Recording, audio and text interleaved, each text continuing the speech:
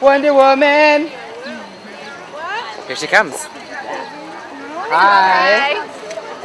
How are you? Good, are you my new future to be president? Yeah. Awesome.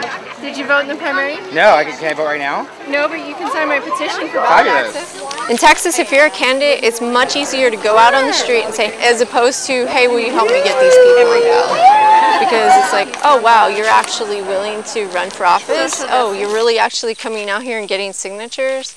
And so we've found over the years in Texas that that's really a really effective way to engage the public when you're petitioning for ballot access.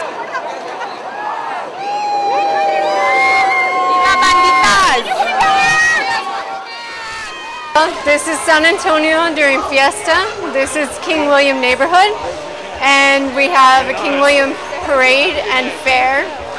And so I figured since we're coming down here, this would be a great opportunity to wear the Wonder Woman costume and to engage people. And it's been great because people are like, oh yeah, Wonder Woman. And then you talk to them and you tell them what you're doing, and it opens up the conversation a lot faster because they're interested in why you're dressed up to begin with. What is the mantra of your outfit? What does this speak to you? What is this all about? Well, this is what I grew up with, you know, liberty, justice, you know, fighting for people. And yeah, it was like the American way, but, you know, at that time I thought what that meant was, you know, the people had power and that we were in control. And so that, to me, this is still representative of that, you know, women standing up and fighting for justice and liberty. For about a decade now, I've had friends and family encouraging me to stand for the position of president. My goal is to promote the Green Party and make sure that we can get ballot status in more states. Texas Green organizer, former Campus Greens leader, and activist with the Clean Money San Antonio and San Antonio Democracy Now! Welcome, Kat Swift. As far as Green Party politics go, I live in a state which is one of the hardest states to get on the ballot. It will cost $100,000 in Texas to get ballot access. And this is a pay-to-play system, and a lot of other states are the same way. And we need to look at unifying ballot access laws across the country so that you don't have to live in one state so that you can run as a Green candidate.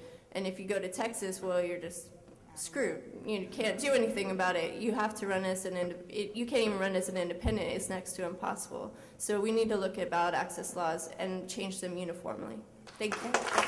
Working full-time is making it a little difficult to get around. I have to only be able to travel on weekends, and then I got to be back by Monday morning. And so working full-time has been somewhat of a hindrance to campaigning, obviously nationwide, when you really should be traveling all the time.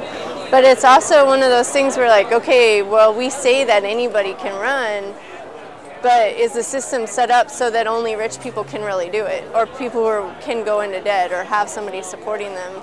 And so I'm kind of starting to look at it from that angle and try to get together, is this really a workable solution? Can a working class person actually run for president and do it successfully? Sustainability, nonviolence, it all kind of ties in together for me, and it's really, if you look at the values in the platform, it kind of espouses what I grew up thinking the world should have looked like. And so that's why I was drawn to it, was because it was like, oh look, here's what I wanted society to be like, and it's here, and so now I can have a vehicle to promote my vision of society.